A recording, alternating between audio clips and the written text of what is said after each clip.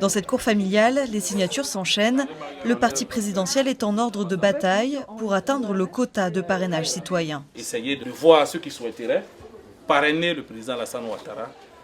Même si la candidature d'Alassane Ouattara à un 4e mandat a été annoncée tardivement, au siège local, les militants sont confiants. Ce n'est pas un défi. En 24 heures, on avait déjà les 1%. Mais on continue. Voilà, on veut 2%, 3%, 4%, 5%. Voilà. Pour nous, c'est une manière de dire merci au président Alassane Ouattara d'avoir accepté d'être candidat pour le peuple de Côte d'Ivoire. Pour être candidat à l'élection présidentielle, il faut recueillir les signatures d'1% des Ivoiriens inscrits sur la liste électorale dans la moitié des régions et districts du pays. Ce parrainage citoyen a été réintroduit en 2020 lors du dernier scrutin présidentiel. Sur les 44 candidatures déposées, 40 avaient été rejetées, faute de signatures suffisantes pour plusieurs d'entre elles.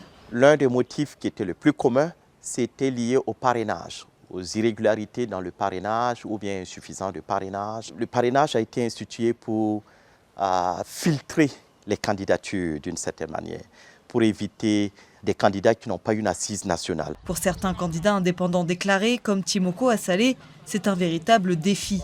Géographique d'abord, il faut parcourir des dizaines de villes et villages. Financier, tous ces déplacements ont un coût. Et enfin, un défi électoral, il faut convaincre. Merci beaucoup, on est très content que vous ayez accepté d'accorder votre parrainage.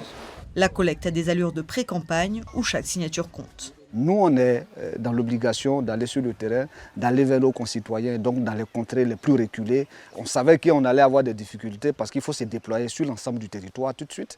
Nous ne sommes pas un mouvement très bien implanté comme les structures politiques classiques que nous connaissons. Les candidats déclarés ont jusqu'au 26 août pour déposer leur dossier et donc leur parrainage auprès de la Commission électorale indépendante. Le Conseil constitutionnel publiera la liste définitive des candidats retenus d'ici mi-septembre.